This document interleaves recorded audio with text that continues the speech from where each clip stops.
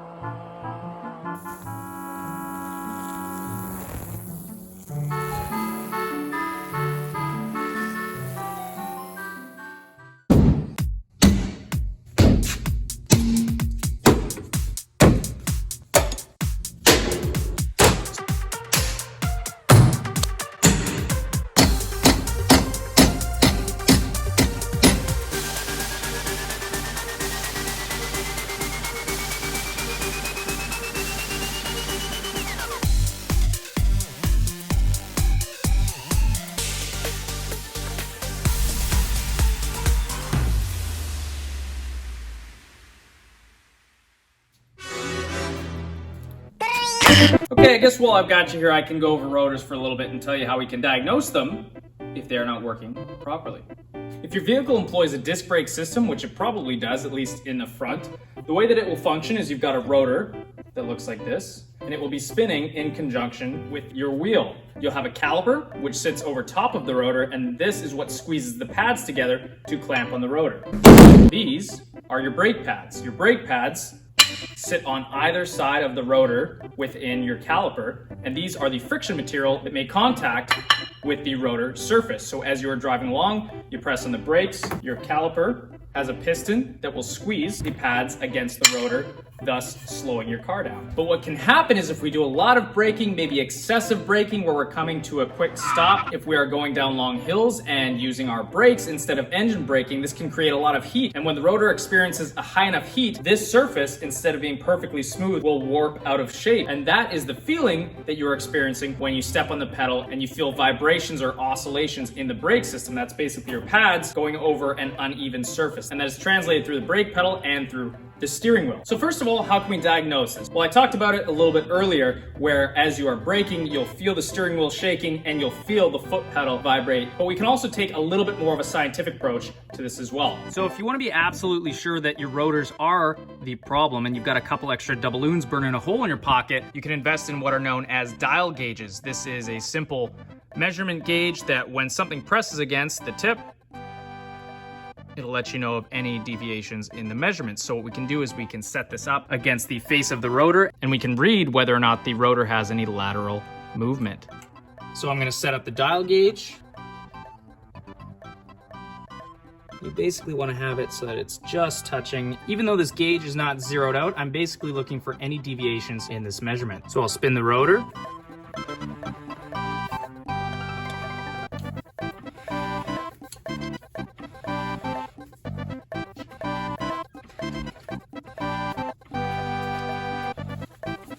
And you can see there's a little bit of lateral play, but nothing to really be concerned about. So let's say you've done the Weeble Wobble test, or you've maybe used a dial gauge to determine that your rotors are in fact warped. There are kind of two plans of action that you can pursue. You can simply buy new rotors to install on your vehicle. And that's not the worst idea. These things aren't the most expensive parts in the world. They're also not necessarily the cheapest. Depending on what kinds of rotors you have or what kinds of rotors you need, they can get a little bit pricey. So definitely factor that in to your decision. But another method that we can pursue is that of the brake lathe. A lathe is something that rotates a workpiece around a center axis. In this case, this is a brake lathe that is used to remachine brake rotors or even brake drums. Before using this though, there are a few factors that you want to consider because brake rotors will have a minimum thickness that they can be machined down to. So you'll definitely want to look into that before simply throwing your brake rotors on the brake lathe and machining them down. But this can be a very cost-effective method for correcting your braking system, especially if your funds are a little tight, like mine. So brake rotors will sometimes even have their minimum thickness stamped onto the surface of the rotor. In this case, minimum thickness of this rotor is 20.2. I'm gonna take my digital caliper, set it to millimeters, zero it. Now I can measure this thickness, and it is reading 21.6 millimeters, so I could machine these down if I wanted to. So again, if you are planning to machine your rotors, just make sure to check that minimum thickness so that we are not taking too much off. Brake rotors can come in all different shapes and sizes, so be sure that even if you are buying new parts, that you do your research, because even different vehicles of the same model can have different size or shaped brake rotors depending on the sub-model or the trim level that it is. So definitely look into that before simply buying new parts. Okay, so now I'm going to show you how to use and operate this. We've got a few different parts here that I want to make sure that you are aware of. We've got spacers, we've got a locking nut, we've got a centering cone for centering the rotor to the machine, and we need to make sure that all of these are in the right place so that the rotor is centered, so that it is plumb or perpendicular to the machine, and that it can operate effectively, because if we are not machining perfectly perpendicular, we are not machining a flat surface, and that would not be good for rotor performance or functionality. Of course, we will don our safety attire. And then I will show you the setup of the machine. So we want to take our rotor and place it on the spindle. And then we'll take our outer cuff. Then we'll put our spacers on. And lastly, we'll thread on this locking nut. And be sure to remember that this is reverse threaded because the rotor is rotating this way. So if it was a regular threaded fastener, it would back itself off. So just remember when we are removing or installing this, that it is reverse threaded. can snug it down with this wrench. Make sure it won't come loose. And then I'm gonna do a little test run on the machine to make sure that it is running true.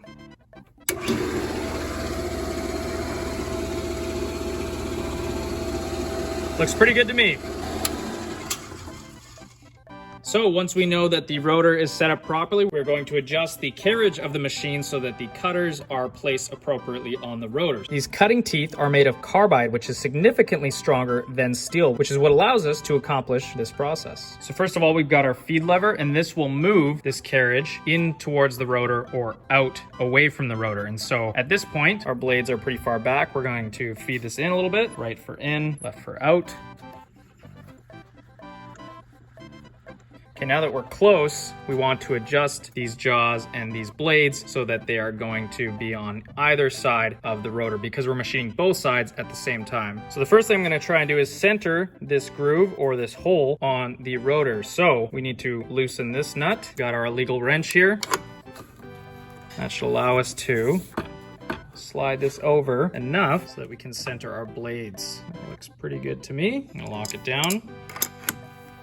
Okay, so now that's nice and snug on there. We can adjust our blades so that they are on either side of the rotor. So these are fine adjustments, and these will move the blades in or away from the rotor surface. So we can adjust these, bring this in. We want it close but not touching at this point. So that's the left side. Now I'll do the right side.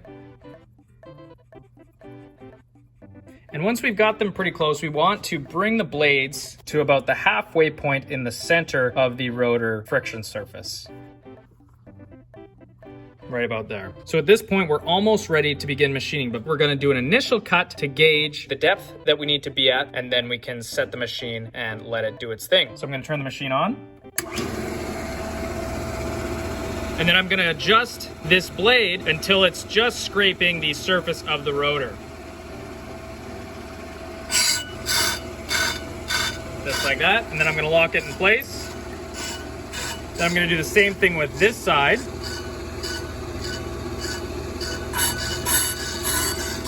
Lock it in place as well. And then I'm going to use this lever to bring the blades to the inner edge of the rotor where we're going to start machining. And then once we've got the blades all set up, all we have to do is engage the automatic feed, and that will bring the blades this way, thus machining the surface on its own. So pull this lever to rotor to engage the auto feed. You'll see that this will start spinning on its own.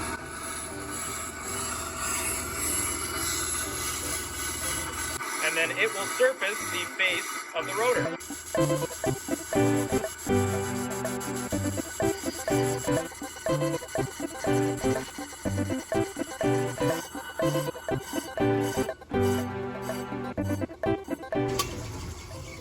So even though this process can take a little while, we definitely want to be paying attention to it the entire time, just in case something goes wrong. We want to make sure that we are ready to step in to rectify the situation. As you can see, it did a pretty good job for the most part, but there are some spots that it didn't reach. So oftentimes, depending on how warped your rotors are, you actually need to do multiple passes in order to completely smooth down those surfaces. So I'm going to bring the blades in a little bit, run it again, and then show you the product.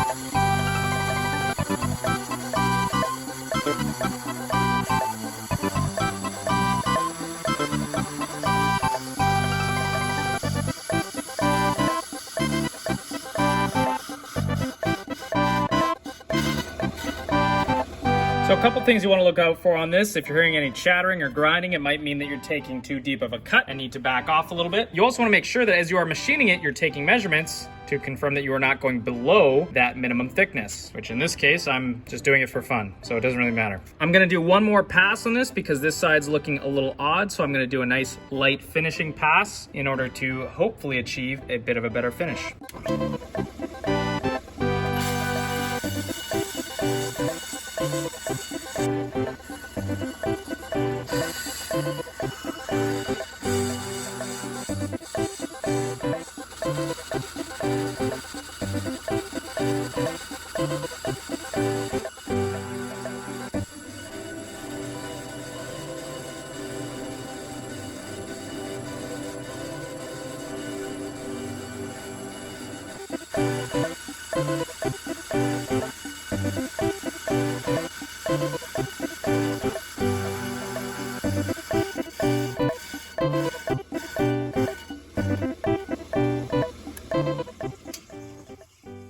Okay, so that's not too bad. One thing that we want to do before removing the rotor is we'll take some heavy grit, something like an 80 grit sandpaper, and we will hit both sides of the rotor to ensure that the surface is good and frictional. You want to make sure that the blades are moved well away from the rotor while you're doing this so that your hands or your fingers won't get pinched in between these surfaces.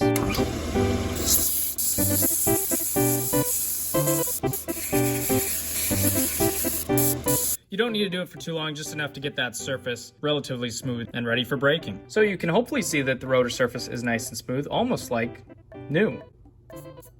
Not quite, but close. But again, this helps to true the rotor so that it's running straight with no lateral deviation to ensure that your brakes are functioning effectively and efficiently. So now we'll remove the rotor from the spindle, and again, reverse thread, righty-loosey.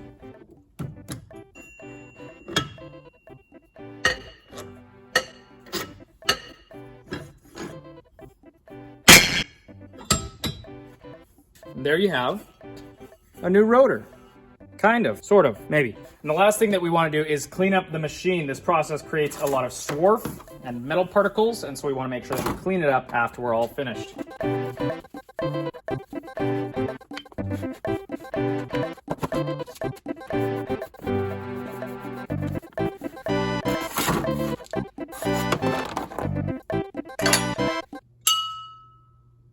So, not so bad, hopefully. Like I said, this isn't always the best solution. Sometimes it's easier and cheaper to just go and get new rotors. But this is definitely a somewhat enjoyable and interesting process, so I hope that at some point you get to experience it. That's all. Until next time. Adios.